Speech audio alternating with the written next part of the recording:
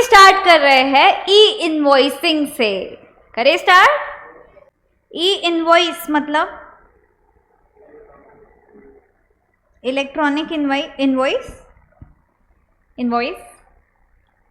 क्या ये पोर्टल पे हम बनाएंगे? Answer is no. हम लोग पोर्टल पे अपलोड करेंगे, ना कि पोर्टल पे बनाएंगे। ठीक है, इनवॉइस का कोई फॉर्मेट है या कुछ है? No.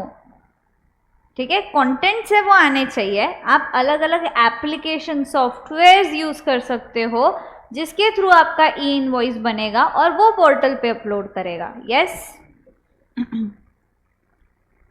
It is not generation of invoice by the government portal, rather tax payer को खुद से जनरेट करना पड़ेगा एज पर ई इनवॉइस स्कीमा।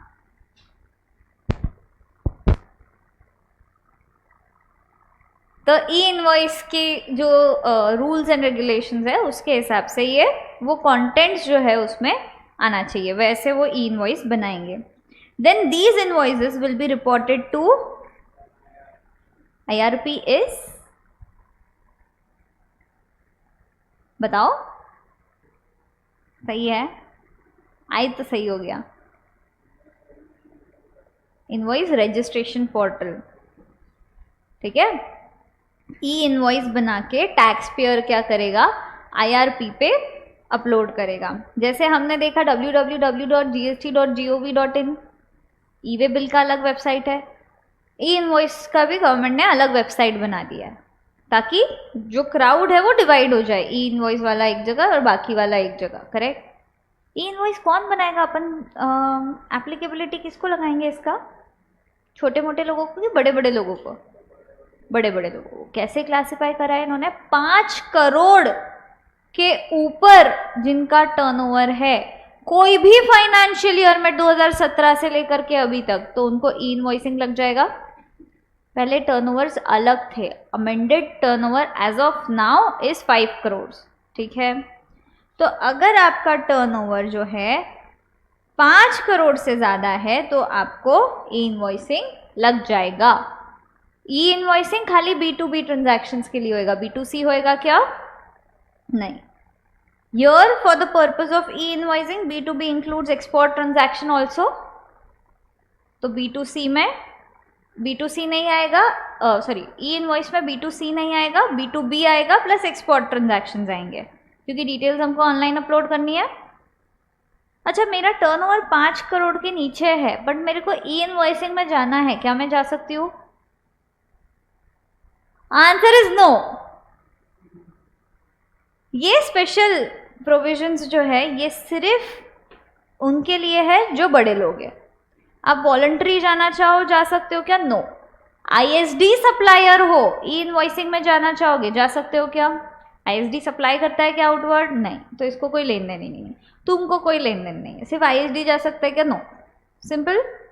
ठीक है, कोई भी फाइनेंशियल ईयर में 2017 से अगर 5 करोड़ के ऊपर गया है तो इनवॉइसिंग लग जाएगा। हम क्या खुद से पोर्टल पे बनाएंगे इनवॉइस? हमारे सॉफ्टवेयर पे बना के अपलोड करेंगे IRP पे। IRP क्या करेगा? IRN जनरेट करेगा जैसे ही आप अपलोड करते हो। IRN is invoice reference number, plus उसको डिजिटली साइन करेगा और उस पर QR कोड आएगा। QR कोड में सारा डिटेल्स रहेगा आपका इनवॉइस का। यस, समझे? पक्का? इनवॉइसिंग किसको नहीं लगता है? SEZ यूनिट्स को नहीं लगता है। क्या SEZ डेवलपर को हमने एक्सक्लूड करा?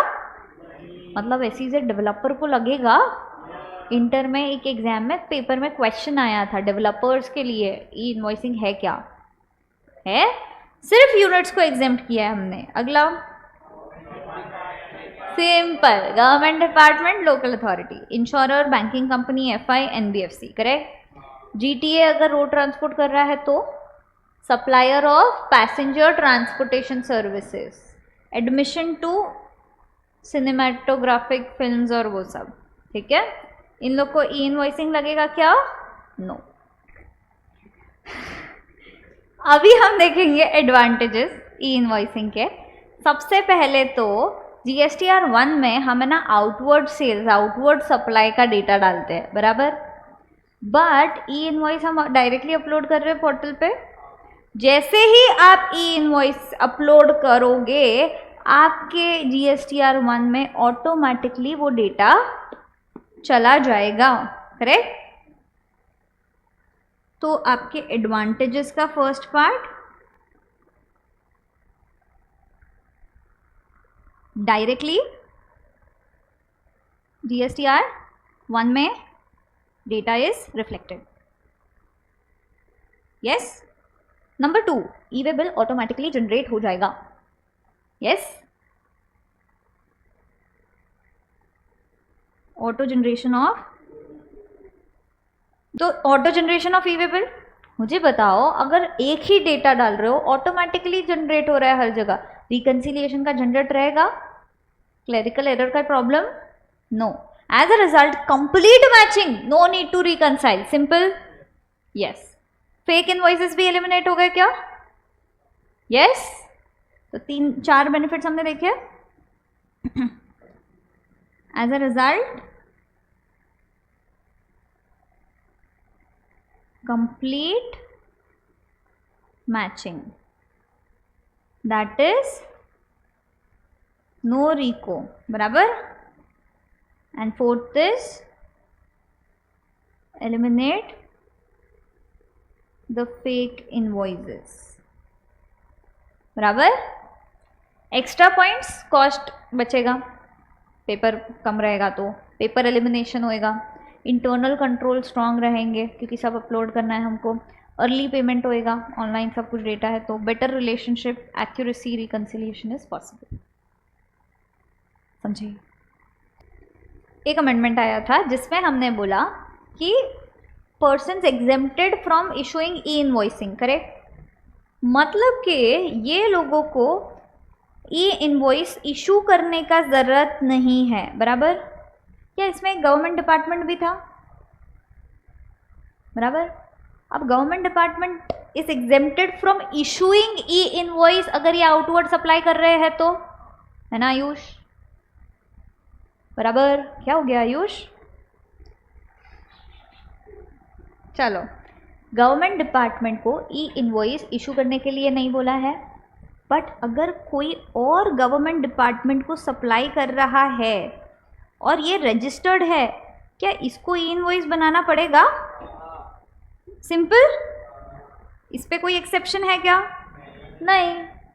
फिर गवर्नमेंट डिपार्टमेंट वाले बोले अरे पर हम तो सिर्फ TDS के वजह से ज़बरदस्ती मैंडेटरी रजिस्ट्रेशन सेक्शन 24 के वजह से आ गए इधर, बाकी हमको कोई ज़रूरत नहीं था। तो GST डिपार्टमेंट बोला बात कोई भी हो, क्या आप रजिस्टर्ड पर्सन हो, क्या ये B2B सप्लाई है, ई इनवॉइसिंग बनेगा, इवन दो आप सिर्फ TDS के चक्कर में मैंडेटरी रजिस्ट्रेशन में क्यों ना आए हो, समझे, सिंपल। एनी डाउट्स, पक्का, पूछो सेजल।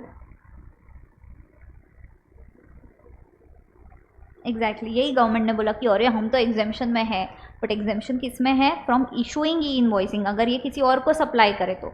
बट अगर कोई इनको सप्लाई करे तो इस पे एग्जेम्पशन हमने बोला है क्या, नहीं। फिर ये बोले अरे हम तो सिर्फ TDS के चक्कर में रजिस्टर करे हैं, हमने बोला आप रजिस्टर तो किए हो, तो आप रजिस्टर्ड हो, तो अगर कोई और आपको सप्लाई कर रहा है तो B2B सप्लाई माना जाएगा, तो क्या ये ई इनवॉइस इशू करेगा, हाँ बस यही, सिंपल।